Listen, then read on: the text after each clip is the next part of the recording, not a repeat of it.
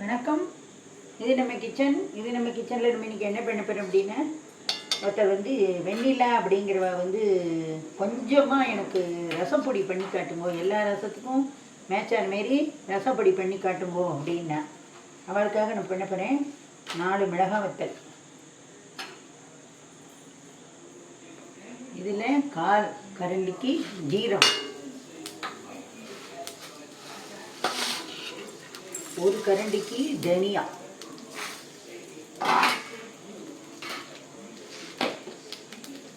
1/4 கரண்டி மிளகு. மிளகு காரம் ரசத்தில் வந்து தூக்கலாக இருக்கணும். மிளகு,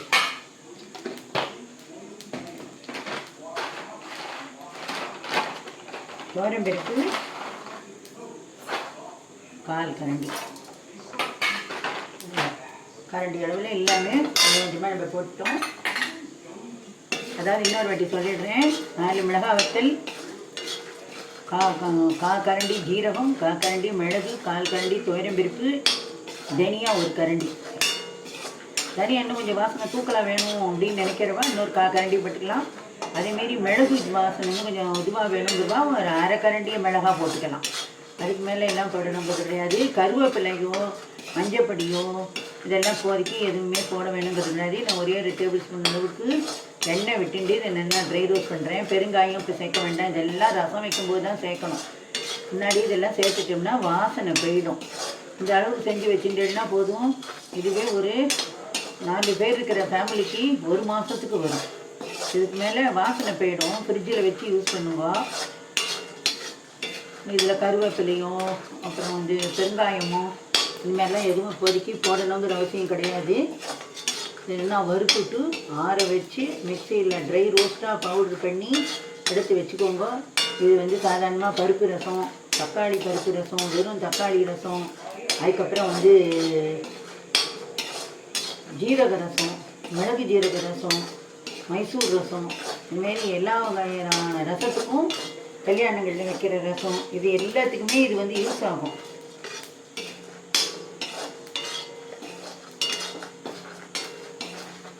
ஃப்ளேமை மீடியம் ஃப்ளேமாக வச்சுக்கோங்க. இதில் வந்து நம்ம வந்து காஷ்மீரி சில்லி இருந்ததுன்னா, இப்போ நான் போட்டுக்கிறது 4 மிளகாய் வத்தல் எல்லாமே காஷ்மீரி சில்லி இருந்ததுன்னா அது ஒரு 2-3 மிளகாய் வத்தலை போட்டுக்கலாம். உங்கள் கலர் கொடுக்கும்.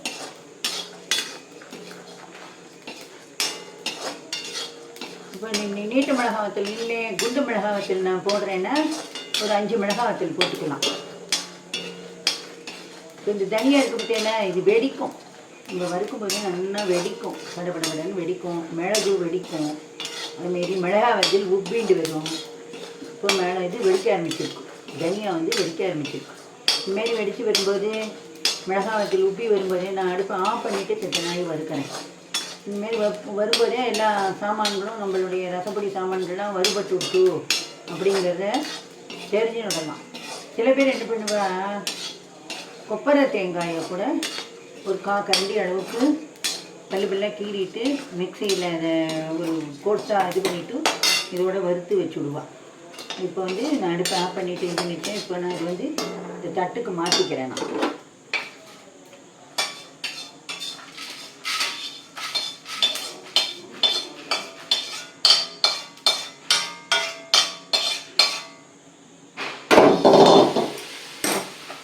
இந்த கருப்பாக இருக்கிறதெல்லாம் தீஞ்சி படுத்து நினைக்காதீங்க. இதெல்லாம் மிளகு. நம்ம வந்து நிறைய சாமான் வறுக்கணும்னா தனித்தனியாக வறுக்கலாம். நம்ம வறுத்ததே கொஞ்சம் ஒன்று தான் வறுத்துருக்கோங்கிறதுனால ஒன்றாவே போட்டு வறுத்துடலாம், தப்பு கிடையாது. இதை நல்லா ஒரு ஃபேனு கீழே ஆற வச்சுட்டு நம்ம வந்து கோர்ஸ் பவுட்ரு பண்ணி எடுத்து வச்சுக்கலாம். நீங்கள் வந்து இதை வந்து நிறைய பண்ணணும் அப்படின்னா நிறைய குவான்டிட்டி பண்ணணுன்னா இதே மெஷர்மெண்ட்டு தான் நான் கரண்டியில் பண்ணியிருக்கேன். நீங்கள் பாத்திரத்துலேயோ கப்புலேயோ இல்லை ஒரு டவராலேயோ ஒரு டம்ளர்லேயோ இதே மெஷர்மெண்ட்டுக்கு எடுத்து பண்ணுங்க. ரசம் போடுறதுக்கு ரசத்தில் போடுறதுக்கு ரொம்ப எண்ணெய் இருக்கும். இதோடு மட்டும் விடக்கூடாது. ரசம் போடும்போது அதில் கொஞ்சோண்டு தனி மிளகாய்த்தூளும் போடணும். அதுக்கப்புறமா இது எல்லாத்தையும் போட்டு பச்சை மிளகாயும் போடணும். எல்லாம் போட்டு தான் ரசம் வைக்கணும். இந்த பவுடர் போட்டுட்டோன்ட்டு அப்படியே விடக்கூடாது. இது கோர்ஸாக இருந்தால் தான் ரசம் வந்து நல்லா தெளிவாக வரும். நைஸாக அரைச்சிட்டேன்னா தெளிவாக வராது. இது ஆறட்டும். ஆறினோடனே நான் அரைச்சிட்டு உங்களுக்கு காட்டுறேன். இப்போ நம்ம ரசப்படிக்கு வறுத்து வச்ச சாமான்கள்லாம் அரைச்சிட்டோம். இந்த பாருங்க, இந்தமாரி கோர்ஸ் பவுடர் இதில் எடுத்து வச்சுட்டோம்னா இந்தமாரி கோர்ஸ் பவுடரை அரைச்சிட்டு நீங்கள் ரசம் வச்சிடனா ரசம் நல்லா தெளிவாக பன்னீர் மாரி வரும். இந்தமாரி இது அளவுக்கு வச்சுட்டேன்னா போதும், 4 பேர் இருக்கிற குடும்பத்துக்கு 1 மாதத்துக்கு வரும்.